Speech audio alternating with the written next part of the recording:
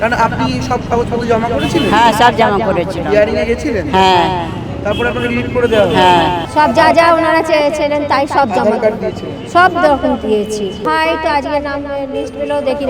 ওনার শাশুড়ি মা মৃত, ওনার নামটা অথচ এখানে নাম ফ্রেশ রয়েছে। ভবানীপুরে ভূতের ছড়াছড়ি।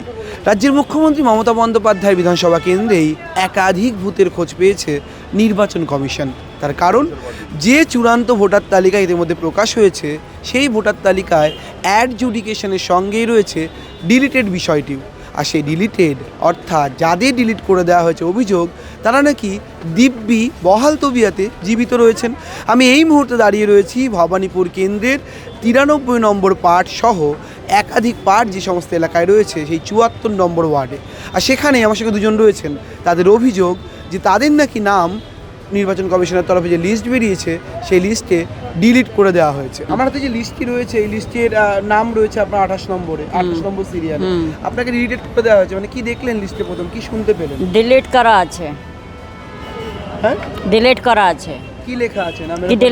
ডিলিট ডিলিট লেখা আছে। হ্যাঁ কারণ আপনি সব কাগজপত্র জমা করেছিলেন? হ্যাঁ, সব জমা করেছিলাম। হিয়ারিং এ গেছিলেন? হ্যাঁ তারপরে আপনাকে ডিলিট করে দেওয়া হলো? হ্যাঁ। আপনার এই যে 93 নম্বর পার্টের লিস্টে কি দেখলেন? লিস্টের নামে কি ওই তো দেখলেন? ডিলেট ডকুমেন্ট সব জমা দেওয়া হয়েছিল। কি কি ডকুমেন্ট জমা দিয়েছিলেন?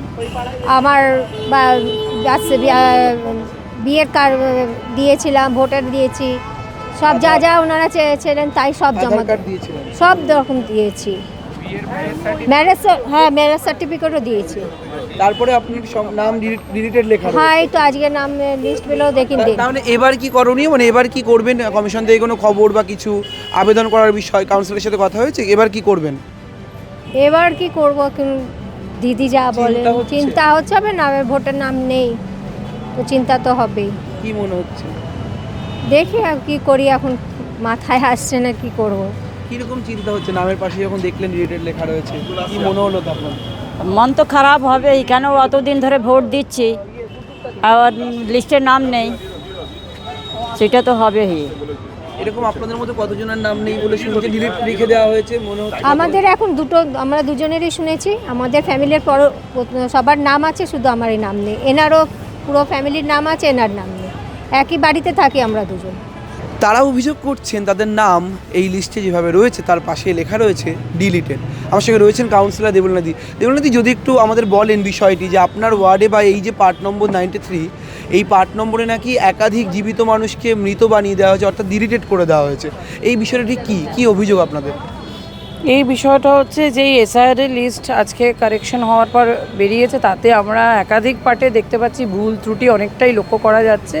তার মধ্যে যেটা বিশেষভাবে আমার চোখে পড়লো যে 93 পার্টে আমার পাশে যে দুজন ভদ্রমহিলা রয়েছেন তারই ওনারা দুজন 2 নম্বর গোপালনগর রোডের বাসিন্দা, কিন্তু ওনাদের দুজনের নামই ডিলিটেড।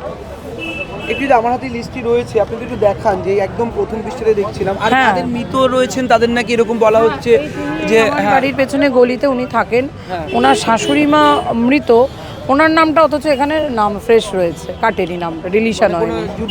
না না, অ্যাডজুডিকেশনটা না ডিলিটই করেনি, অথচ ডেথ সার্টিফিকেট দেওয়া হয়েছে, ওনার বাড়ির লোকের থেকে সই করিয়ে নিয়ে গেছে, সমস্তটাই করা হয়েছে, কিন্তু তারপরও নি। আর এইটা প্রথম পেজ খুলেই যেটা দেখলাম, 2টো জীবিত লোকের নাম কেটে দিয়েছে। এরকম কতগুলি এক্সাম্পল বা উদাহরণ আপনি পুরো দেখছেন? টোটাল পার্টে 440 জনের মতন এরকম নাম ডিলিটেড হয়ে রয়েছে।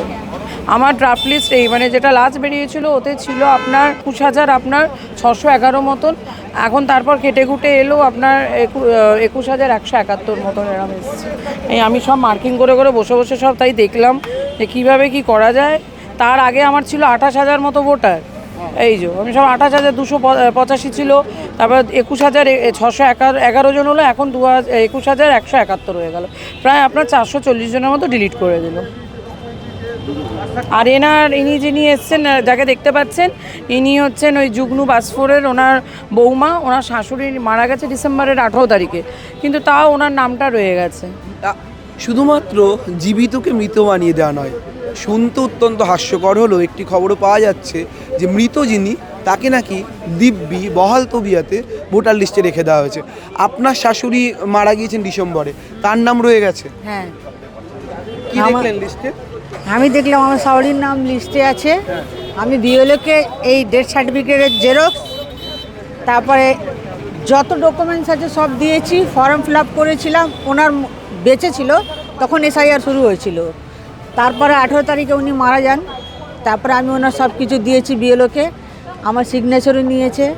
তারপরে আমি রেশন অফিসে গেছি, ওনার রেশন কার্ড ক্যান্সেল করিয়েছি, ওখানে ডেথ সার্টিফিকেট জমা দিয়েছি। ব্যাংকে গেছি, ওনার পেনশন বন্ধ করিয়েছি, ডেথ সার্টিফিকেট জমা দিয়েছি। এখানে আমার অ্যাকসেপ্টেড মোবাইলে মেসেজ এসে গেছে এইটার। তারপরে যখন অ্যাকসেপ্টেড হয়ে গেছে আমি মোবাইল দিয়ে ডিলিট করে দিয়েছি। তারপরেও এটা দেখছি। তারপরেও এটা দেখছি। একেবারে কেউ জীবিত কিন্তু তাকে মৃত বানিয়ে দেওয়া হয়েছে, আবার কেউ মৃত তাকে জীবিত বানিয়ে দেওয়া হয়েছে। এসআইআর চূড়ান্ত ভোটার তালিকা প্রকাশ হওয়ার পর একের পর এক প্রশ্নবিদ্ধ হচ্ছে কমিশন। সিইও দপ্তর থেকে একের পর ঢাক ঢোল পিটিয়ে এত কাজের পরেও কী তালিকা বেরোলো তার নির্ভুল হওয়া নিয়ে প্রশ্ন তুলছেন স্থানীয়রা, প্রশ্ন তুলছেন স্থানীয় তৃণমূল কাউন্সিলররা।